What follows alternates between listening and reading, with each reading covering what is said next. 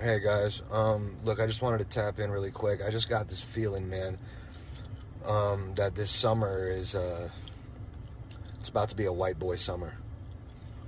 You know, take it how you want. I'm not talking about like Trump, NASCAR type white. I'm talking about, me, John B., Jack Harlow type white boy summer. You know what I mean? Let me know if you guys can vibe with that. Hi everyone, I'm Dom Griffin. I'm a film critic and you're watching the Armchair Auteur. This is an ongoing video series I do where we talk about new movies, old movies, screenplay analysis, that sort of thing. So if you like movies and film culture and you like to see somebody pick those things apart, please consider subscribing. Today, I'm going to be talking for the last time ever, I assume, about the Snyderverse. This past week was the 5th anniversary of the movie that got me so Zackpilled in the first place, Batman v Superman: Dawn of Justice. It's been 2 weeks since I've reviewed the Snyder Cut. I promised to do a follow-up video about it, so this is that. It's just going to be taking a slightly different form than I initially intended it to. So this is going to be more of a sort of goodbye to the Snyderverse. Because if Warner Media Studios CEO Ann Sarnoff is to be believed, the massive outswell of support and largely positive response to Zack Snyder's Justice League is not going to lead to Warner Brothers changing their minds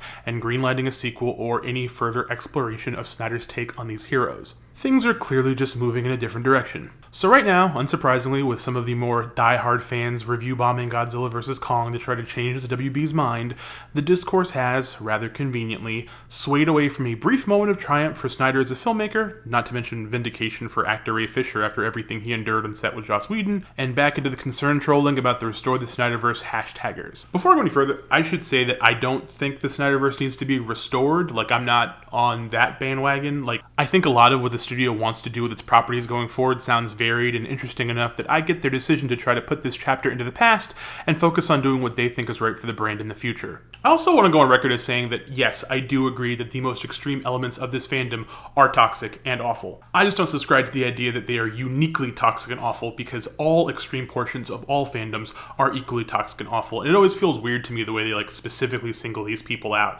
It's not entirely dissimilar to like the way mainstream media would talk about Bernie Bros, but then didn't say anything about how weird the K-Hive was. So I don't get into that entire narrative. I think it's silly. That said, if the studio did change their mind and fucked around and let Snyder continue doing whatever the hell he wanted exclusively through HBO Max, I would probably check it out regardless. I would like to see more of him doing this, but it just doesn't seem to be in the cards. So this video was originally intended to be a follow-up video to my review of Zack Snyder's Justice League, sort of a more like in-depth spoilery thing, like where I was able to talk about specific plot points without ruining for anybody. But some things have happened since I made that video. In the time since I first watched the movie and made that video, I saw the film an entire second time all the way through with some friends, and then I recorded not one but 2 separate podcasts on this very subject. I will link them on the description below, but I got to guest star on Mature Listeners, a podcast I've been on before that I love quite a lot, and we went the length of the movie. We basically talked for 4+ hours about the movie, and then a few days later I did the same thing. I'm not sure if this will be up yet, but when it is, I'll put a link in the description for this. I also got to go back on Ramon Villalobos and Daniel Irizarry's podcast, Mex Flintayo, where we also talked for 4 hours about the movie. So like, the Snyder Cut has kind of consumed my life these last couple of weeks, and I just don't think I have it in me to do like a deep, in-depth video about the movie again, because I feel like everything I really have to say about it is either in my original review, in those 8 hours of podcasting, if that's something you want to listen to, or some stray stuff that I'll address here in this video. And before you ask, no, I have not seen the Justice is Great cut. I have to draw the line somewhere. This red cape charges back. Instead, this video will be a little bit looser, primarily about specific things that I really liked or didn't like about the movie, as well as some of my thoughts on what I feel like the Snyderverse movies means to culture as a whole, and why there was such a passionate following for these films in the first place. There will be spoilers in the event that you are really interested in this movie but somehow didn't watch it in the last 2 weeks, so be warned. In real life, I have had multiple actual disagreements with friends of mine over my love of the Snyder Cut and these movies in general now, and I think most people who know me more personally assume that I'm doing like an ironic bit, like it's just like a funny thing that I'm doing. And I won't lie that my initial interest in BVS at the time of release was largely ironic. I mostly was having a laugh, but as with any time you decide to be ironically into something, like myself and Justin Bieber's 2013 album Journals, you always end up being actually earnestly into it. And that's kind of what happened to me. So I kind of want to talk about how that occurred. So later in the video, I will talk about how my love for the movies went from ironic to like sincere. But first, I want to talk a little bit about why I think Zack Snyder has become such an easy filmmaker to rally around and be drawn to in this particular cultural moment. There was a time, not so long ago, when comic book and superhero adaptations were an auteur's game, and these movies were helmed by distinct storytellers with their own unique visions of the source material. While there's still the occasional glint of individuality within the MCU, namely I suppose Taika Waititi's work on Thor Ragnarok and Ryan Coogler's fingerprints on Black Panther, it's a far cry from the days of Sam Raimi injecting his weapons-grade Raiminess into the Spider-Man franchise. So it makes sense that, in this otherwise homogenous landscape, people find themselves to be allured by the promise of one artist's supposed vision reaching the masses unfettered by studio interference. It's not necessarily that Zack Snyder is even the best or most interesting filmmaker for this stuff, but that for the foreseeable future, it's unlikely anyone able to stake such an authorial stamp on any corporate-owned IP will get picked to make one of these movies ever again. I'm sure some people just have a hard-on for the Injustice games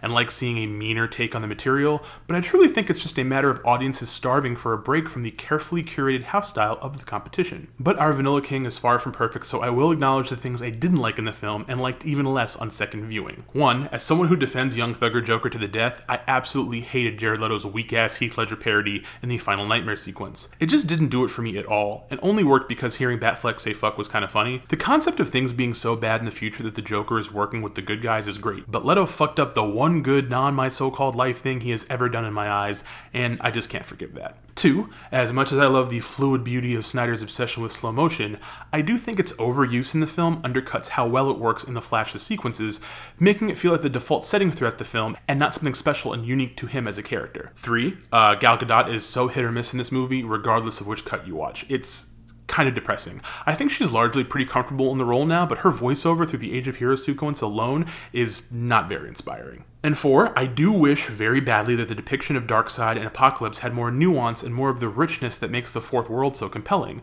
because here, Darkseid is reduced to sort of a typical conqueror type, and it's a little bit disappointing. I also wish they got someone cool to voice him, like Andre Braugher or Ray Winstone. And five, the only real deal breaker here is how ungodly fucking stupid this first Martian Manhunter reveal scene is. I was in the middle of praising how much better the Martha Lois scene here is compared to the cringy and weird one from the Whedon cut, and then, out of nowhere, here's the silliest, most awkward dramatic reveal in any movie in recent memory. But all of that pales in comparison to how much I like the rest of the movie. So here's a rundown of stuff that I really loved a lot that didn't get to talk about that much in the original video. One, all the extra Alfred content. I fucking love Jeremy Irons' take on everyone's favorite butler, and even though it could be argued that a lot of his material is easily excisable, he provides such a useful texture and comic relief that I was grateful we got to see him more. Two, the Age of Heroes sequence itself is absolutely glorious, and it is maybe my favorite scene in the entire movie, narration notwithstanding. I absolutely love the way it works in miniature as a metaphor for why the Justice League needs to be a thing, of why these heroes are stronger together than they are apart, especially in the way Darkseid getting triple teamed is echoed later in the finale.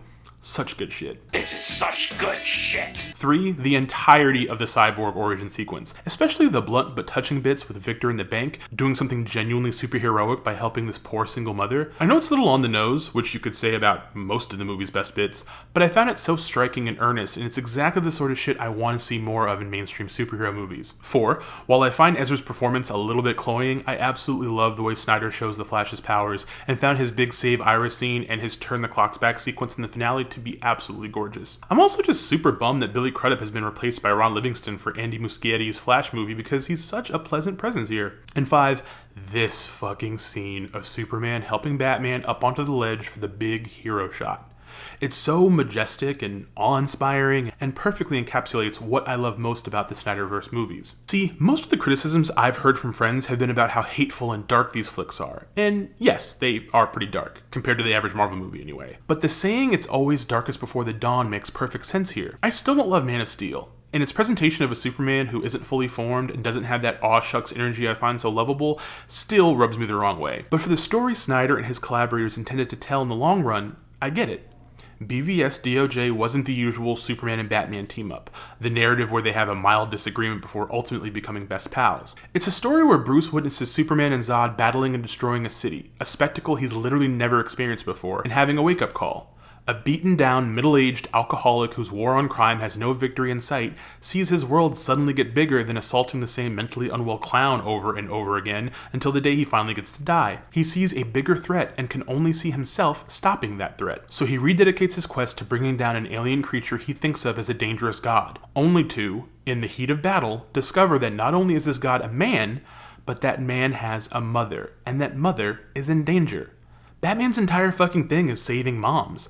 So he snaps out of it and then sees there are bigger dangers than Superman, and that Superman, like him, wants to fight those dangers and protect people. But then Superman dies, and Bruce has to fill the Superman void by assembling all the other super people together, because he realizes, after years of compromising his values, of failing in his aims, of pushing away those he loves, that this world doesn't need a Batman. It needs a Superman. It needs a Justice League. Seeing this broken and battered man, basically Ray Velcoro in a bat suit, come back to life and find his new purpose by working with others and getting out of his little cave, it's truly stirring to me. We live in a world where it's easy to get lost inside your own echo chamber, where it's easy to become a total doomer and lose all hope, when really, we all need to get together and make the world a better place as a team. Even if doing so means we gotta fight a lot of parademons. So yeah, I did used to like these movies because they were kind of goofy and weird and strange and different, but like ultimately the story they set out to tell really touched me. Like it really means a lot to me, and I think it's really great, and I love it. Sure, we will probably never get the Snyderverse restored, but we will always have the Snyder Cut. So those are my last thoughts and feelings about the Snyderverse. I don't have anything else to give in talking about these movies. There are 8 hours worth of me talking about these movies in the description below if you're interested in listening to those very long podcasts. We had a lot of fun making them. So if you like this video, please give it a thumbs up. If you have any thoughts or you want to argue about this stuff in the comments, like I guess we can do that. I know it's like a thing that people do. I'm fine with it. If you have not subscribed, please subscribe. Hit the little bell icon so you get notifications when I put out new videos. And yeah, I hope everyone's good and doing well. And I hope if you saw the movie that you liked it, and if you didn't like it, you didn't bother seeing it or whatever, you know, I hope all that stuff for everyone. And I will see you guys in the next one. Bye.